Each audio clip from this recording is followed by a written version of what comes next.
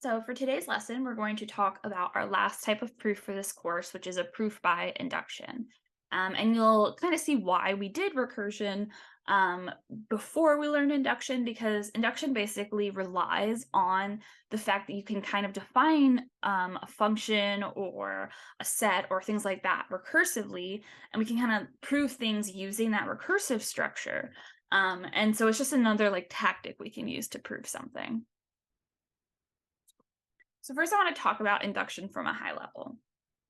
Now, the first thing I want to note is I will be using I'll be calling it induction, but technically what I'm talking about is called strong induction. There is another type of induction called weak induction that I'm not going to be getting into in this class. So I do just want to like highlight that differentiation. But from now, like this point forward, if I'm talking about induction, I'm referencing strong induction. So let's talk about what that is. So as I said, it's a type of proof we can do on recursively defined functions and sets. And now we've practiced on defining things recursively. So even if you don't have something recursively defined, you can kind of work on defining it recursively and use that recursive definition in your inductive proof or your proof by induction. And so the main idea behind a proof by induction is, say you're trying to prove some predicate R of X. And so, like as we've been seeing before, it's more of like a P of X implies Q of X, but I'm just going to write this whole thing as R of X. I'm just going to replace this with one big R of X. And so say I'm trying to prove R of X. And I want to prove it for some set S, and the S has these elements, S naught, S1, S2, and so on. And so the idea of a proof by induction is you basically can prove this by first just showing that R of X holds for your base case of S. So remember, like what a base case is that's like the and where you're basically where your recursion ends, right? So like for factorial, right, you might end on 1 factorial, right?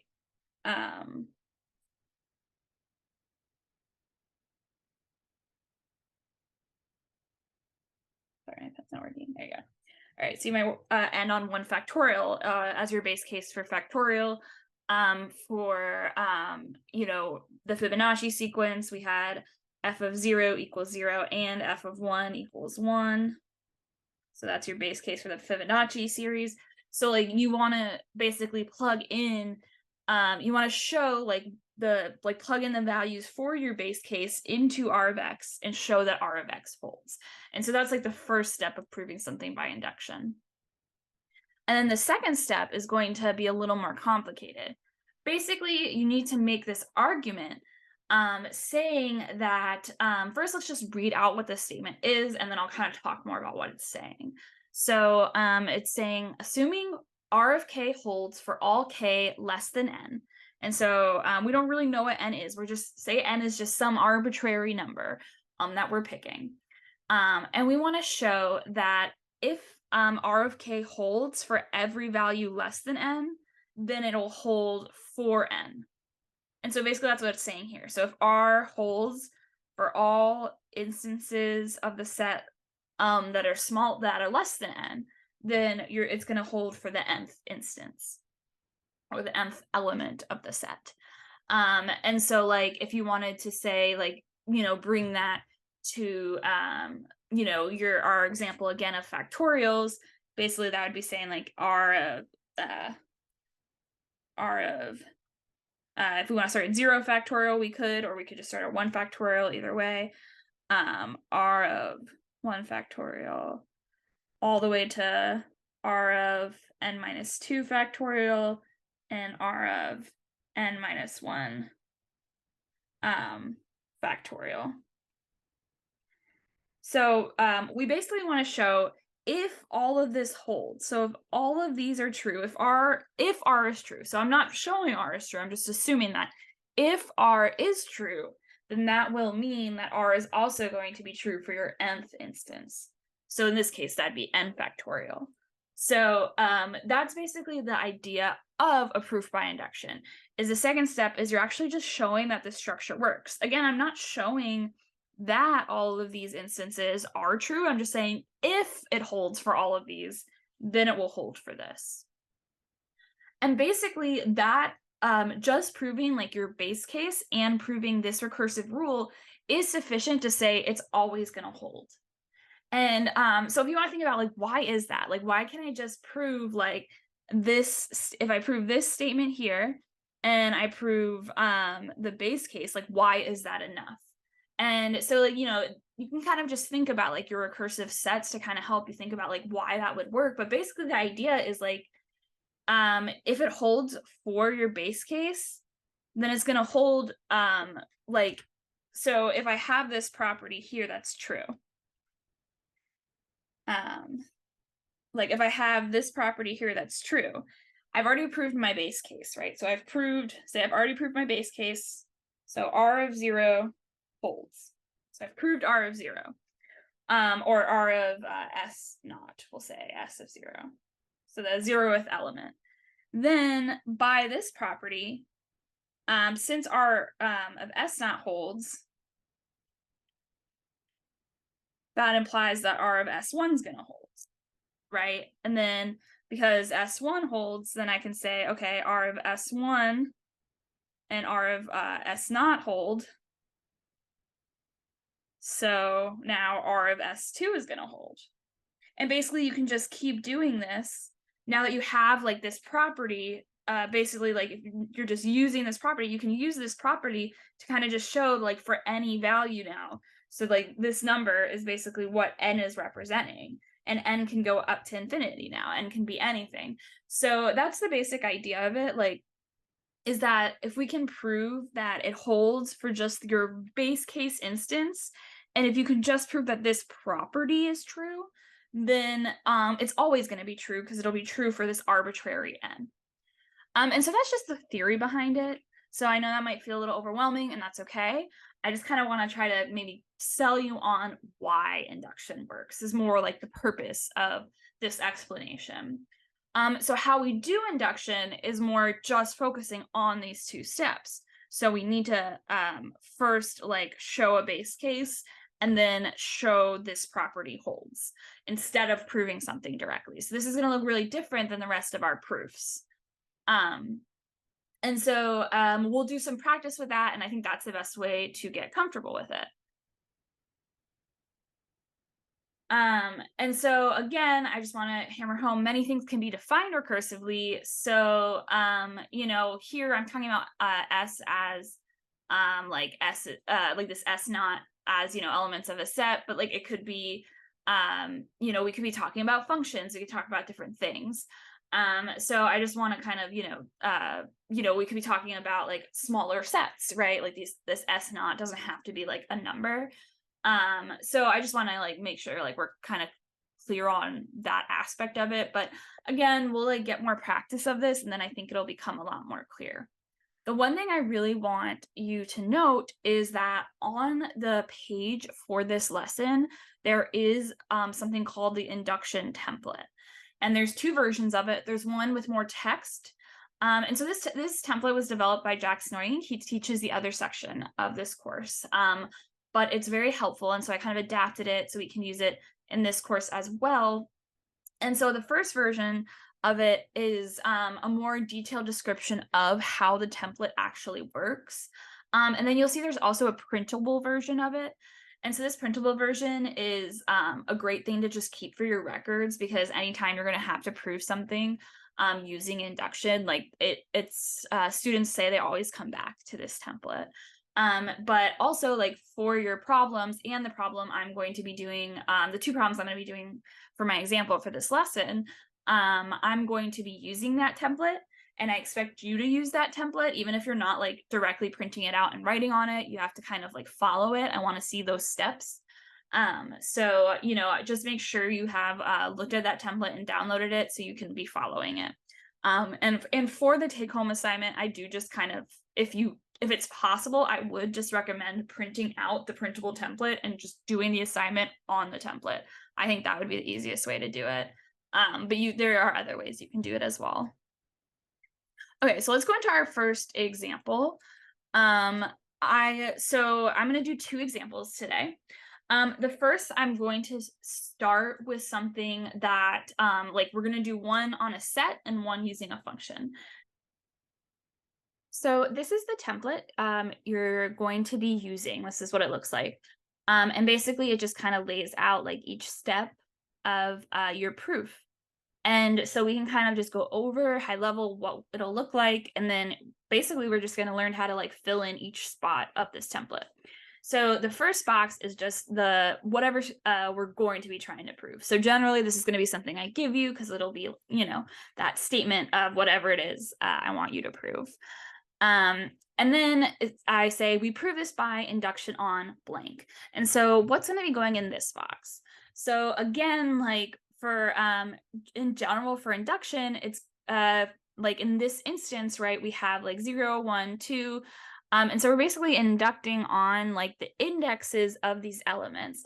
And what is that really like? How did we represent that? We represented it with this like general n. So in general, it'll be some type of variable that's like within this for all statement that we're trying to prove. Because that's going to be like the thing that we want to do a base case with, right? Like in this instance, like we did it where we did 0, and then we did it for like a general n. And so basically it's just this idea of like what it's going to be some variable name from this statement that we're going to be kind of altering to do our like base case and recursive step. And then, as I said, like in our proof, again, going back to the slide, like you want to show that, R of X holds for the base case of S. So you need to show that that statement that you're trying to prove, the thing we stated up here, holds for the base case of your definition. And so basically that'll be like the base case of this variable that we're inducting on. And then, so we'll be doing some proof of the base case. And now, what's nice about this template, it kind of breaks down the inductive step. So, that was the first step, right? Showing the base case. And then you want to show that basically if it holds for all smaller versions of the problem, it's going to hold for a bigger version of the problem. And so that's kind of like, this template kind of walks us through a better way to express that. And so basically, we'll be breaking down like, saying like for a given value of this general variable, and then like what am I assuming? So again, that's kind of that first part of like this hypothesis. We'll write out like what we're assuming like is holding for these smaller elements. And then we can say like, okay, and this is what I want to prove. And then basically we can take these this information and plug this in to make a full proof of that inductive step. So basically like we're filling in this part and we're filling in this part, and then we're going to prove that this statement holds. And so that's what we're doing here in step 7. That's going to be like probably the most challenging part, but really if we figure out how to fill in the other parts of this template, this part's a lot more straightforward. And then finally, you just kind of want to like wrap things up. So you want to just reiterate what you proved, because as you see, we'll be changing a lot of like variable names and things like that, or like just letters. And so, it's good to bring it back to like, okay, this is what I was trying to prove in the first place. All right, so let's go ahead and just do an example, because obviously that's, I think, the best way to learn how to do this. And so our first example, I am going to do the Fibonacci series. And so we can go ahead and just like write our definition. I'll just write it kind of on the side here. So remember we had f of 0 was 0 and f of 1 was 1. And that was like our base case, right? We had 2 base cases. And then we basically had f of n is f of n minus 1 plus f of n minus 2. Kind of running out of space here. I'll just write it on 2 lines.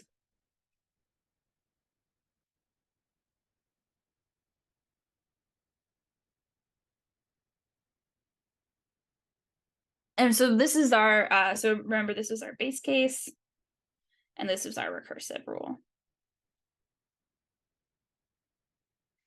And so also we can just kind of write out the numbers for the Fibonacci series if we want, because it will help us out a little later. So, remember that f of 0 is 0, and then f of 1 is 1, and then we're basically just summing up the previous two numbers. So then you have 1, 2, 1 plus 2 is 3, 3 plus 2 is 5, and so on. And so that's kind of like actually what the Fibonacci series looks like. I'm just writing that kind of like so we have it for reference. Okay, so what is the property that I'm going to want to be proving? So the property that I want to prove is going to be about the sum of the first n numbers. So it'll be like for all natural numbers.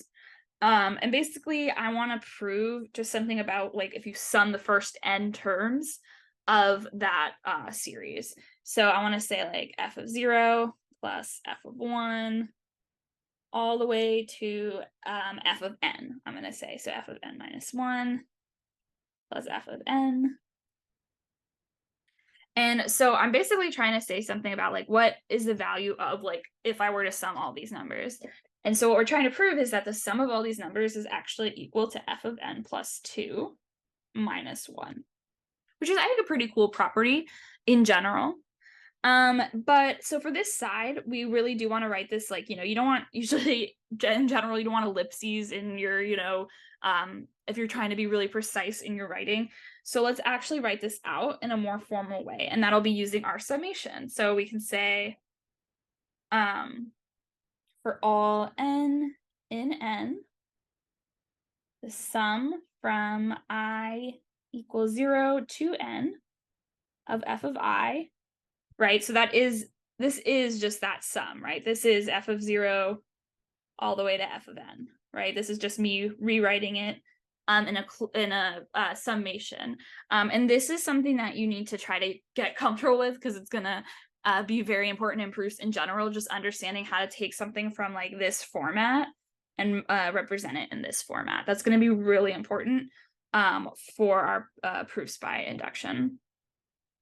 So we have the sum of the first n numbers, and we just want to say that it equals this.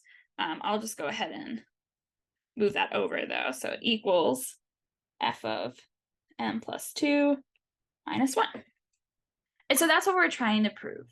And so again, for induction, for step 2 now, we want to say like what we're actually inducting on, like the variable we're going to be using in our induction. And so for that, you in general just want to look at like what you're trying to prove and try to find like a variable value. And so a good indicator is this for all symbol. Generally, if I'm saying for all n something, like then I'm probably going to want to be saying something general about n. So that's a good indicator that I'm going to be doing my induction on n. And this might feel like redundant to just like write that down, but it's just helpful to kind of like, force yourself to kind of take those steps to kind of like, really like reiterate like what each, like what I'm actually doing so you don't get lost along the way. And similar to the way we do our proofs, in, the 2-column format, like using this similar with this template, it's, you eventually will be able to do a proof by induction without doing all these like intermittent steps, but it's really helpful when you're first learning how to do it. So I do require it for this this stage of the course. Okay, so I then want you to prove the base case. So again, we have a Fibonacci series. So as we wrote up here, we actually have 2 base cases, right? We have f of 0 and f of 1. So again, like we have 0 and 1 for the elements of our set. So we have n equals 0 and n equals 1, right? Because this is f of 1, right, in parentheses, and this is f of 0. And this is my n, right? So I'm doing my 2 base cases.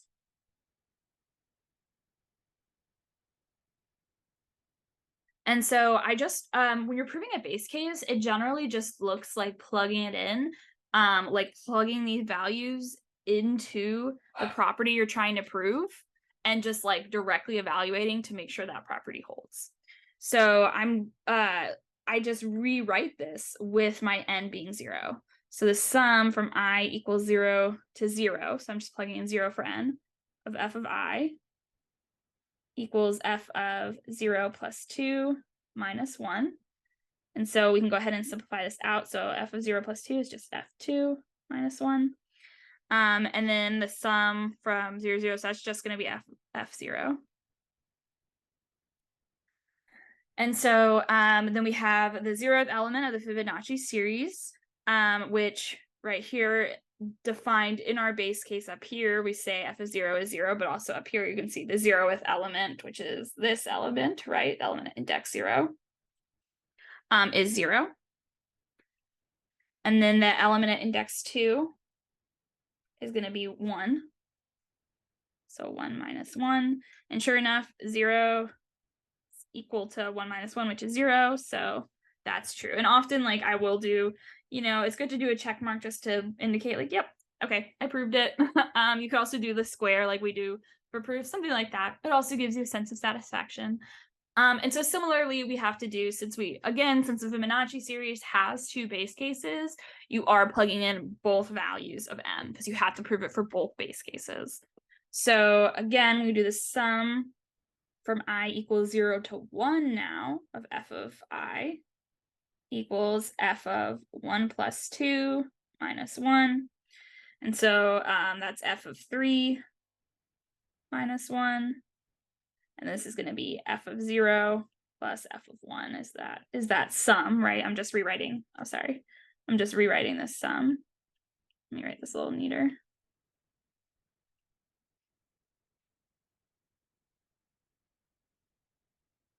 Okay, and then so we know f of 0 is 0, f of 1 is 1. We look at our series here, 0, 1, 2, 3. The thing at index 3 is 2 minus 1. So 2 minus 1 is 1, 0 plus 1 is 1, and sure enough, we get 1 equals 1.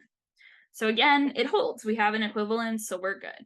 So this is basically our example of proving our base case, is we just take our base instances, our example, both base cases for our values, and like use it as our n, and then we prove it. And we just prove this by directly plugging it in. So that's the first part of our template. And now I'm going to go ahead and scroll down. And now we're going to do our induction step, and then our induction hypothesis, and then what we're trying to prove inductively. And so for our induction step, we just want to say, like, this is just kind of reiterating like what our barriers are for n. So again, like, we're doing our induction on this variable n. So we want to say something like here about n. And so we want to say basically like n, and in general, it'll be something like your variable greater than like your base case. So it'll be n greater than 1, right? Because we want to say, like, okay, we showed it for n equals 0 and n equals 1. So now we need to show it for like the rest of it, values of n, right? And so because we're doing it for all natural numbers, so it's going to be all n greater than 1. And so for a given n greater than 1, we want to prove our statement. And so this is when we do our induction hypothesis.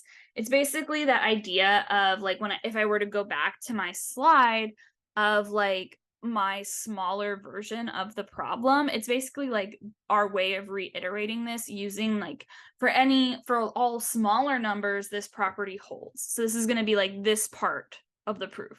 So if all smaller versions of this problem hold.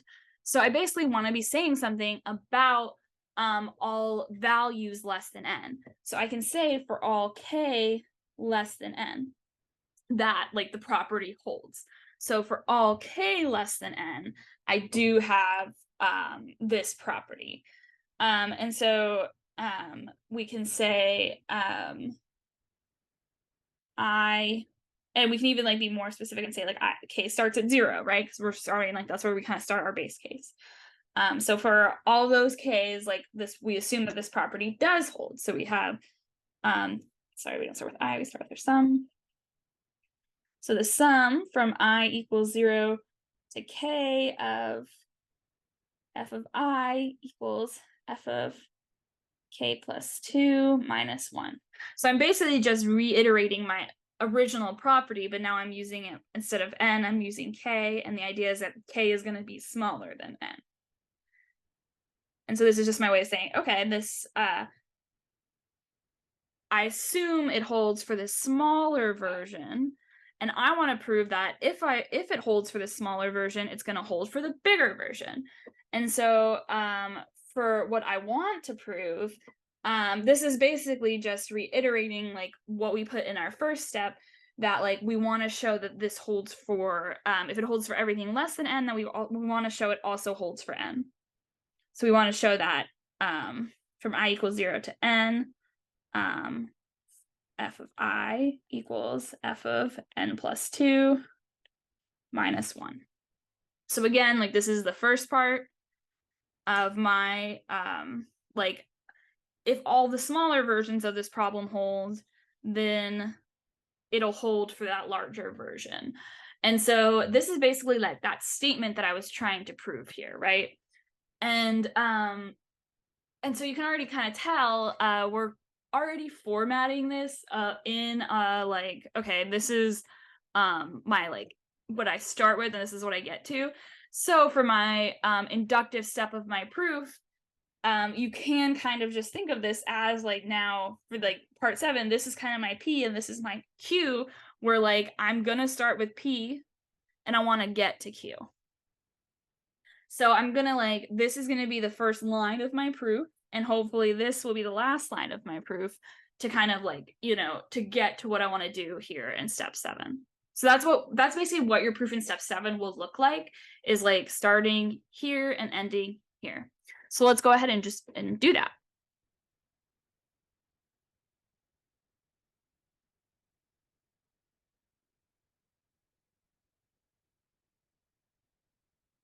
So I'm just gonna, I scroll, but I'm just gonna rewrite like what we want to prove just so that like we still have it. So again, we wanted to prove that it holds for n. So make this darker.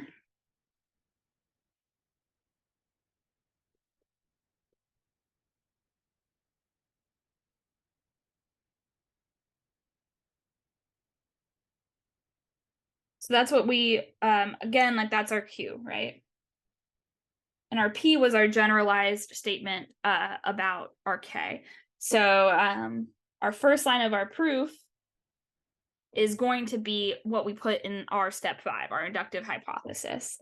So it'll be for all, we'll say K between 0 and less than n, the sum from I equals 0 to K of f of I equals f of k plus 2 minus 1. And then we're still going to be doing like the 2-column format here for our for this part of the proof. So like this step 7, you're still going to want to be doing like your 2-column kind of thing, where I'm just starting at my P, which again is my inductive hypothesis, and I want to get to Q, which is this, which was step 6. So since this, you can just write inductive hypothesis or IH if you want, like you could just do the initials, but inductive hypothesis.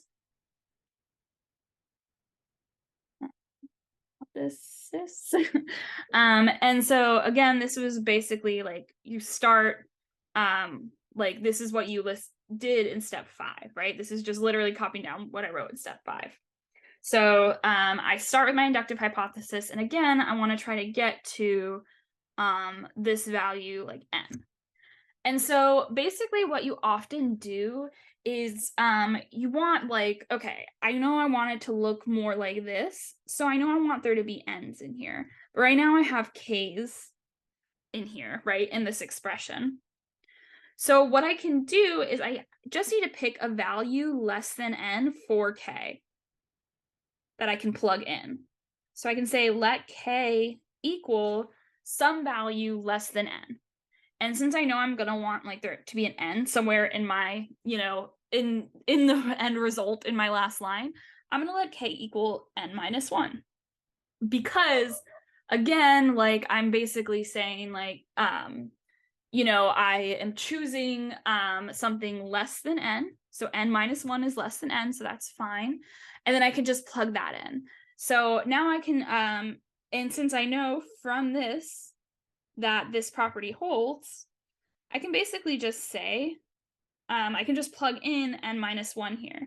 So I can just rewrite this now with I equals 0, n minus 1, f of I equals f of n minus 1 plus 2. So I'm just plugging in n minus 1 for k here.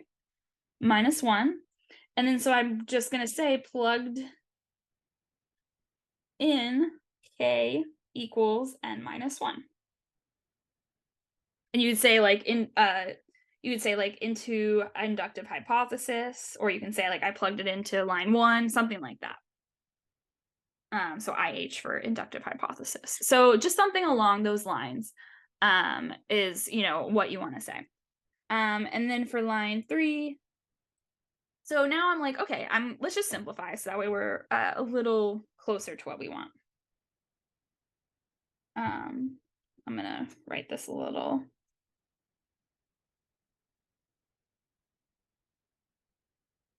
Give a little more space, even though I think I'm gonna have to erase some lines eventually. So let's just simplify that. So we have f I equals f of n minus 1 plus 2. So that'll be n plus 1 minus 1. And again, this is now like a property that we have. So I can just write simplified. And all of this is written more neatly on the slides too, if you want to go back and like see a cleaner version of this proof. But I'm just kind of stepping us through with the example because I think it's a more useful way to look at it, is this way. And so basically, now what do I want? I want my sum here is going to n minus 1. And so I want my sum to go to n, right? I keep erasing. I want my sum to go to n because that's what I was trying to prove. So let me just rewrite that last line that I had. So I had the sum, line 4 was the sum from I equals 0 to n minus 1 of f of I equals f of n plus 1 minus 1, right? That was our simplified version. And so basically, again, we want this to be for the sum from I equals 0 to n of f of I equals f of n plus 2 minus 1. So again, like we need this to go to n. And so one way to often do this with your like sums, like if you have a summation like this, is to kind of think about like the longer form way of writing out a summation. So again, like the sum from I equals 0 to n of f of I. Oh, sorry, I don't know why I'm writing.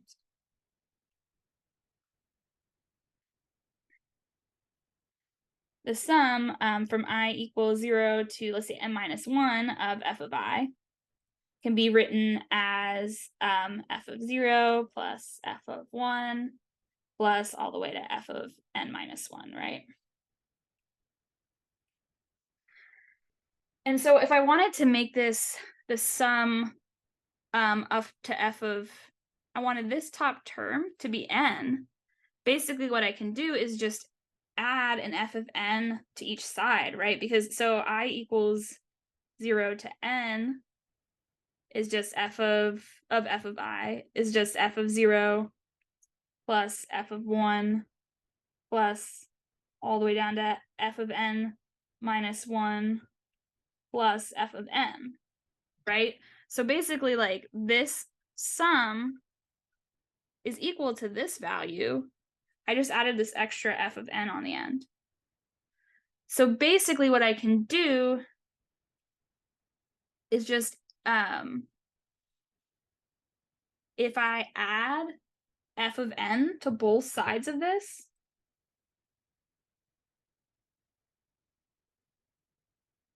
of like my equation, then I get the sum from I equals 0 to n minus 1, or sorry, to n of f of I.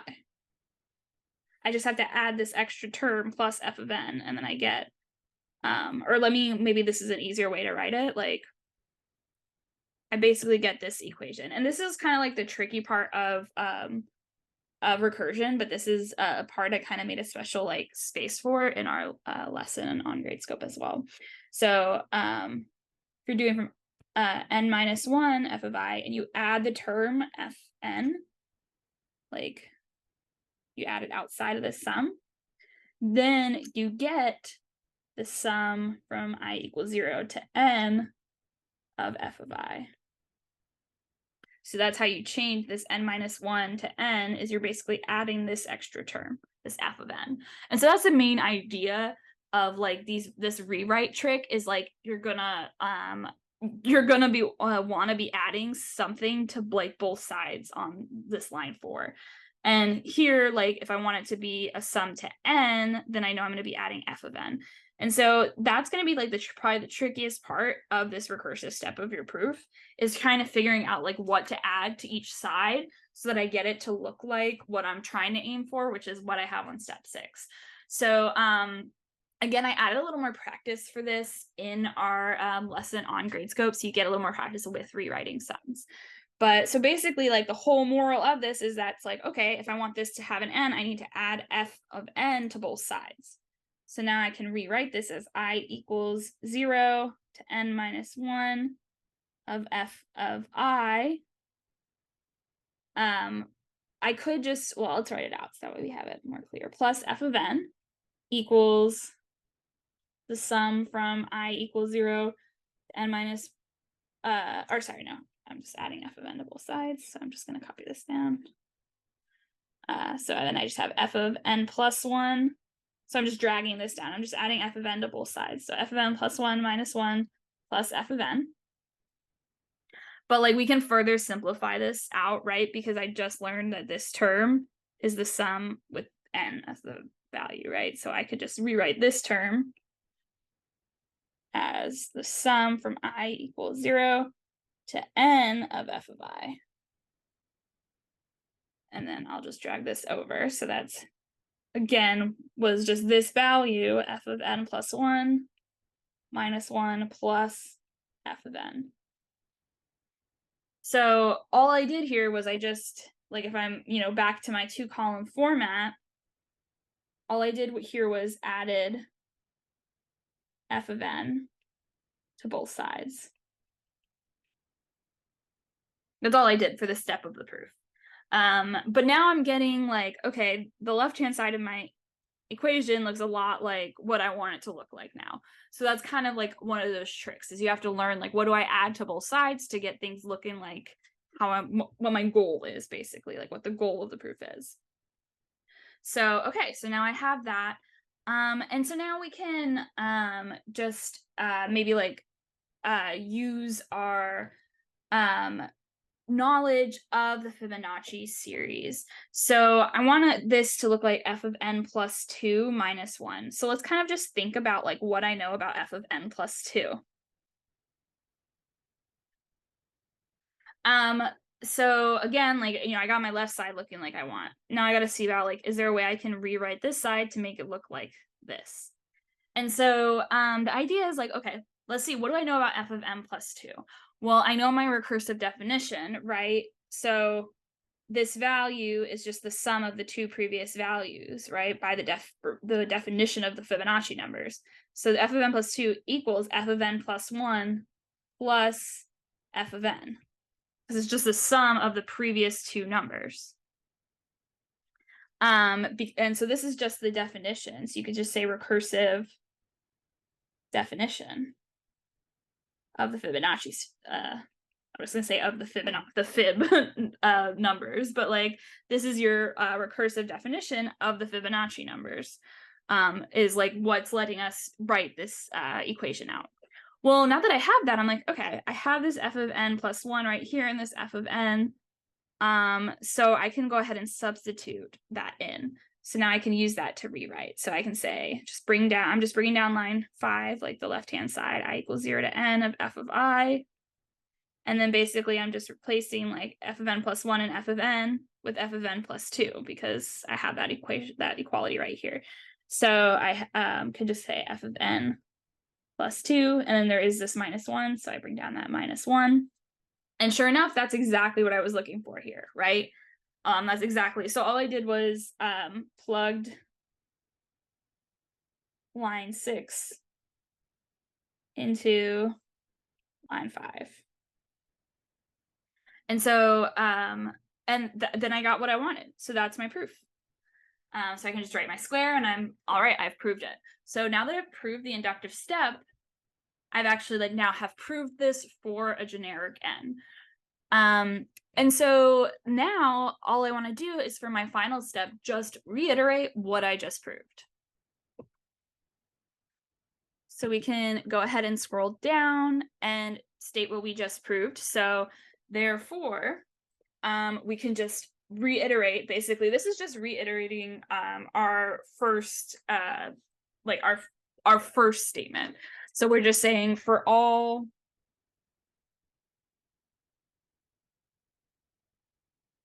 n greater than or equal to 0, or we can say for all n in the set of natural numbers, the sum from I equals 0 to n of f of I equals f of n plus 2 minus 1. So this is just me reiterating what I just proved. And then there you go. That's it. We are done with our first inductive proof. And so this is how you would kind of fill out the template to do a proof by induction. I am going to do one more example, but I'm just going to do it like on a slide and kind of like not directly right into the template, but I'll note like what part of the template we're doing. But I think that'll be like a little easier. That way we can kind of, I think it'll be visually a little better. So to do that, let's go back to our slides.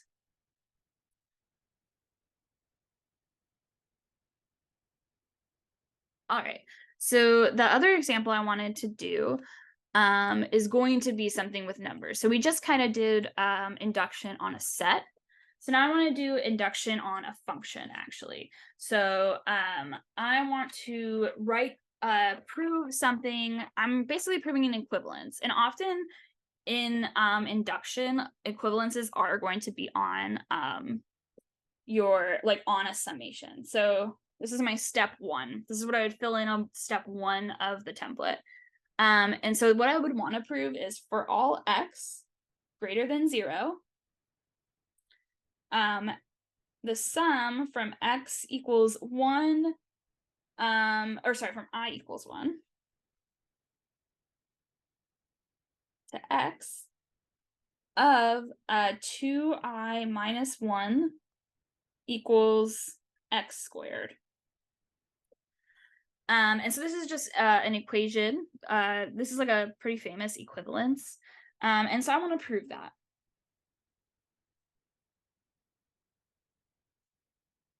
There we go. And so again, like I'm going to be proving this by induction on what variable am I inducting on. Now, I look at my for all statement, I'm actually doing an induction on x, right, instead of n. So I am going to be looking at the variable x. And I want to do my base case. And so for my base case of like, if I'm just doing like a set, like a function like this, your base case is just going to be your lowest possible value of x. So so for my base case,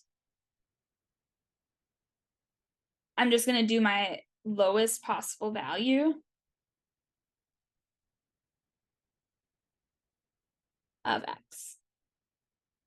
And so for that, you can see like x is greater than 0. So the lowest possible value of x is x equals 1.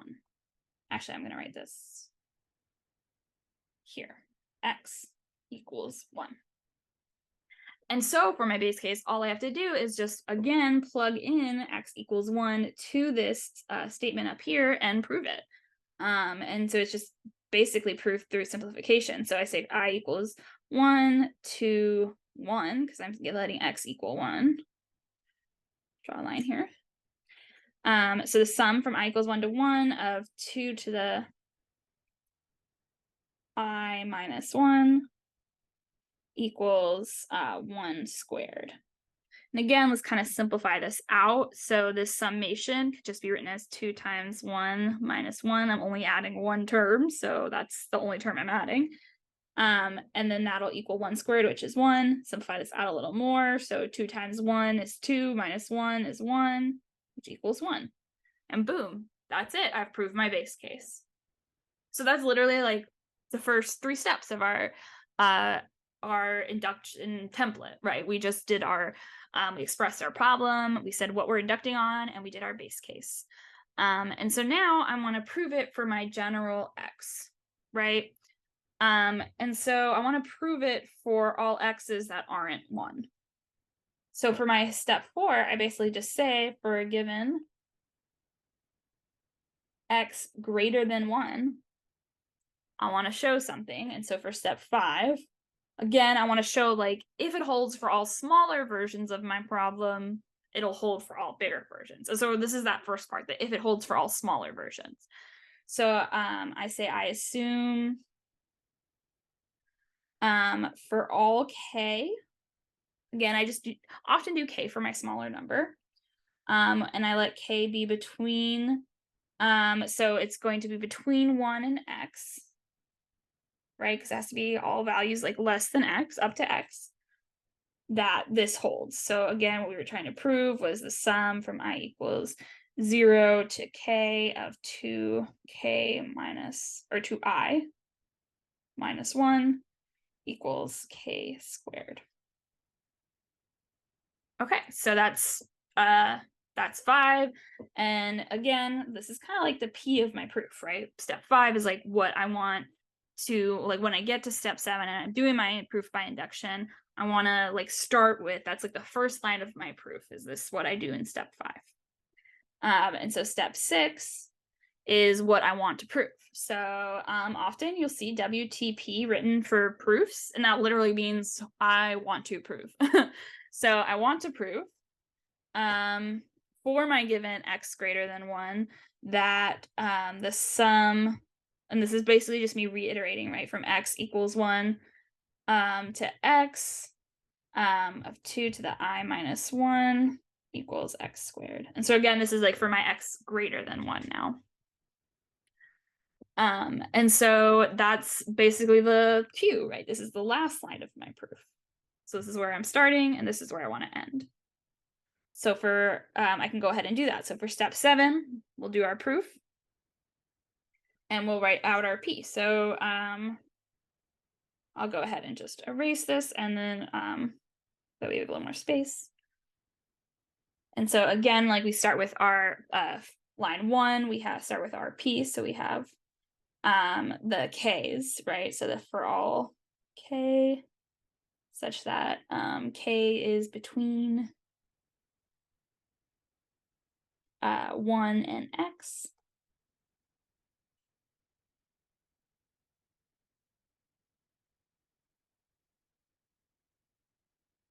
You have this property that holds about your sum. So your sum from I equals 1 to k of 2 to the I minus 1 equals k squared.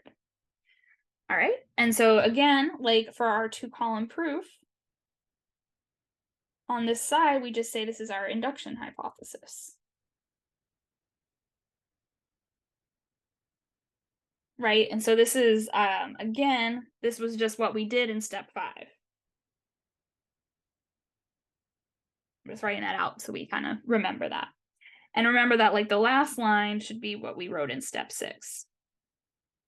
That's what we're trying to get to. And so like if we want to write down, so we kind of remember what we want to get to, like this is our kind of goal, is like what we want to prove, is, you know, what we wrote in line 6, which is that we have our expression in terms of x.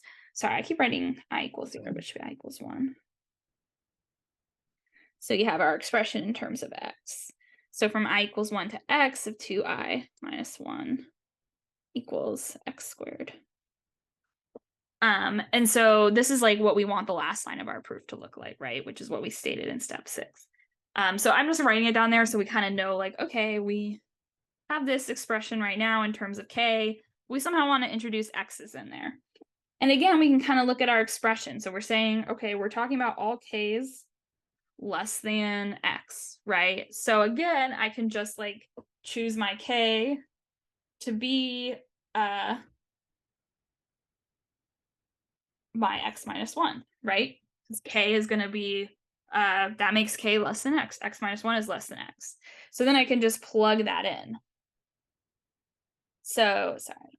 So here, line 2, I can just write that the sum from I equals 1 to x minus 1 of 2I minus 1 equals x minus 1 squared. And so that's going to be line 2 of my proof. And so we could go ahead and multiply this side out, but let's kind of just go with what we've been doing before, where we're kind of just starting with like, okay, how do I get this side to look like this side? And so similarly, I have on the top of my sum here, I have an x minus 1 and I want an x. And so the way you, again, like we want to change the top value of this sum. And I encourage you to practice with your sums. Again, we'll be doing this you have this in your practice. But the way I would get this is I would just add 2x minus 1 to both sides. I'm just basically plugging in x to this term and adding it to both sides. And that would give me my line 3. And so that would help me rewrite this as I equals 1 to x now of 2I minus 1. And then on this side now I just have my x minus 1 squared plus 2x minus 1. So I just added 2x minus 1 to both sides.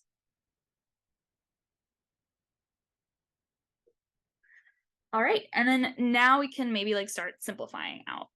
And so for this part, I'm gonna just bring this left-hand side down. So we'll say I equals 1 of x 2I minus 1, and we'll simplify this side out. So if we're multiplying out our this x minus 1, we can like use our FOIL, right? So it's like x squared minus x minus x plus 1, right? So this, so it's like just multiplying out this term right here.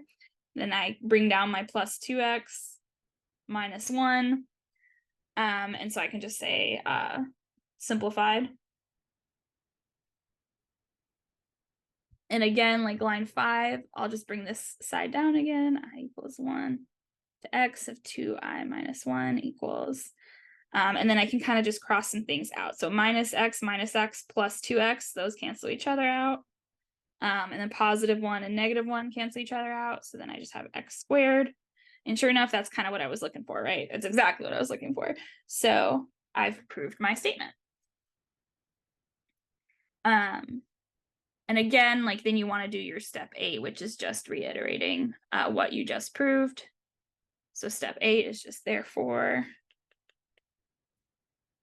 for all x greater than 0, the sum from from I equals 1 to x of 2I minus 1 equals x squared. And there you go. So that would be how we would use our proof, use our induction template to prove something like this.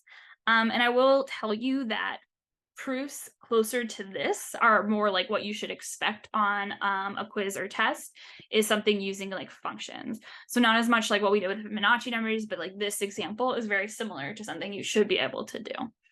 All right, so that is your introduction to induction.